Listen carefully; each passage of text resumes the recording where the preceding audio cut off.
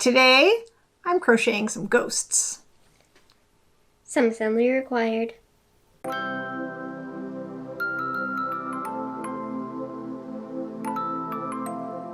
It is October, which means that Halloween decorations are fair game.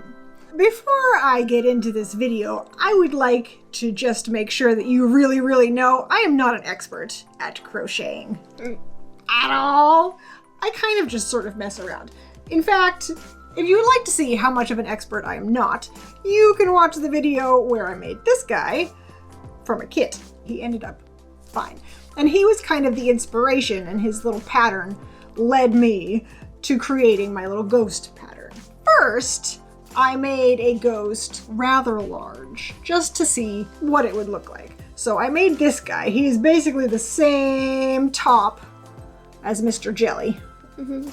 His eyes are maybe just a tiny bit bigger, I think because the yarn was thicker. And then, yeah, I just made him a little bit longer. But then I used this to make a smaller pattern so that making a ghost doesn't take you forever. Because, you know, you can always crank up the size a little bit. But if you want to make a whole flock of ghosts, which, let's be honest, who doesn't? You don't want them to take 4 hours a piece. Maybe if you're good at crochet, they would be faster, but again,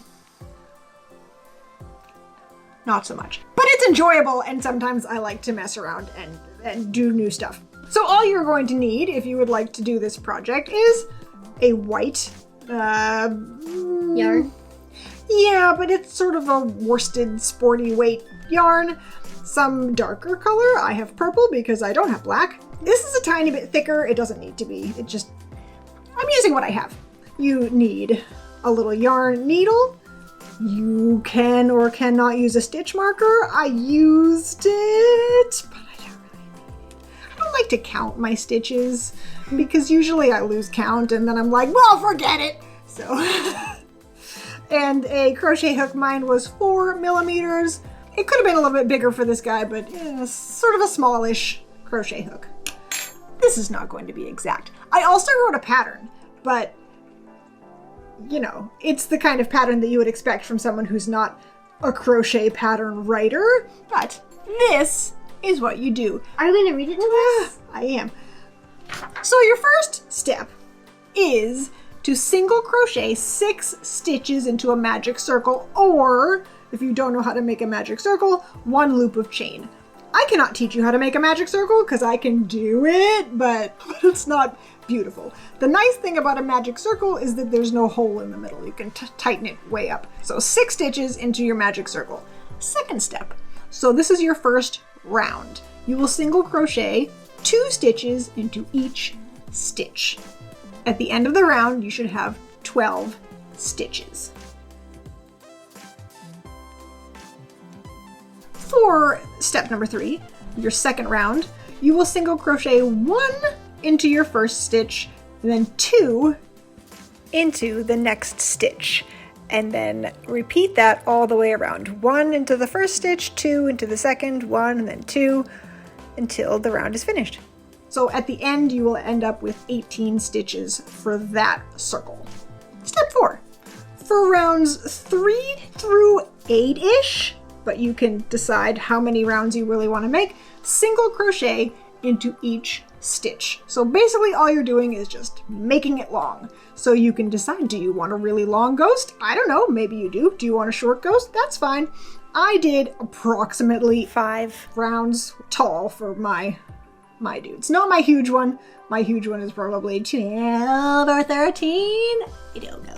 So you can make it taller or shorter, whatever you want. So as you're going, just say, oh, that's ghost sized, and stop there.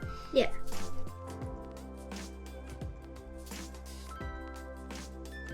Step 5. For round 9-ish, single crochet 1 into each of the first 2 stitches.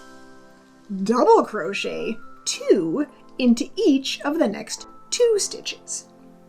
Repeat until there are about 2 stitches left, depending on if you actually counted all this time and you still have 18. It's fine if you don't. And then single crochet 1 into each of your last 2 stitches, or whatever you have left.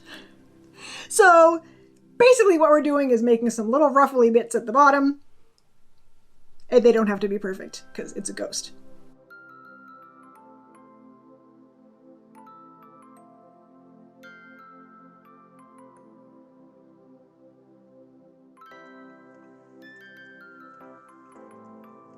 Step 6, for your last round, round 10-ish, it's kind of freeform time. What I did is I single crocheted into the low bits of the scallop, I guess, and then double crochet, maybe triple crochet, throw a couple chains in to the higher points. You know, like the bumpy bits. So you're basically just trying to make it a little bit bumpier than before. Or maybe you liked it on the last round, round 9, and you could stop where you were. It's up to you. So you could have it just a tiny bit scallopy at the bottom, or you can have it much more scallopy. Like that. You could keep on going and going. But the thing is, it doesn't have to be perfect because it's a ghost, and ghosts look kind of tattery and uneven. Unless they're perfect ghosts, but that's not the kind of ghost I make, apparently. Now for the eyes, you'll take your darker color, single crochet 3 into one loop of a chain or into a magic circle, join the last stitch with another single crochet, pull it nice and tight, and finish it off. Simple, easy breezy. Or, if you wanted bigger eyes, like for my massive ghost, you can just single crochet 2 into each stitch, all the way around again, or again and again, until they're as big as you want. And then finish it off. So 2 or so stitches of white through one little section of the eye, just to make a little shiny bit. Or if you don't want it to be shiny, you want it to be like a creepy soulless ghost, you could skip that step. I like a little bit of cute, so I put a little shine into their eyes, and then do the same thing again for the other eye. And then you're going to sew the eyes onto the ghost using your dark yarn. I just used the tail that was left over when I finished it off, and it was fine. They don't have to be super tight. I just sewed it on enough so that it stayed on, and then, ta-da! We have a ghost. I can prove that the ghosts were really easy to make because I made more. You can tell if it's a horrible project, I would only make one, and that would be like, well, okay, all set, done, forever, bye, not doing that again. But I made more. That's a good sign. That means that you can do it too. So let me show you all my little ghosty friends. I can't wait to find a cool place to hang them up. So here, this big ghost. Big ghost. And then what I did at the end is I just made sure that I pulled the tail that we started with through the top. Give him something to hang from. So here's big guy.